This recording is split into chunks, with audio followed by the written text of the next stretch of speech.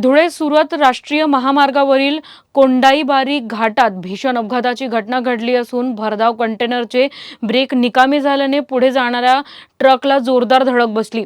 धडकेची तीव्रता इतकी होती की कंटेनरचा पुढील केबिन पूर्णपणे चक्काचूर झाला आणि चालक लोखंडी केबिनमध्ये अडकून पडला। अपघाताची माहिती मिळताच महामार्ग पोलीस 1033 रुग्णवाहिका कर्मचारी आणि स्थानिक वाहन चालकांनी तातडीने बचाव कार्य सुरू केले। कंटेनरचा चुराळा झालेला केबिन दुसऱ्या वाहनाच्या मदतीने ओढून तब्बल 1.5 ते 2 तासाच्या अथक प्रयत्नानंतर चालकाची सुखरूप सुटका करण्यात आली। विशेष म्हणजे एवढ्या भीषण अपघातानंतरही चालकाला कोणतीही गंभीर दुखापत झाली नाही।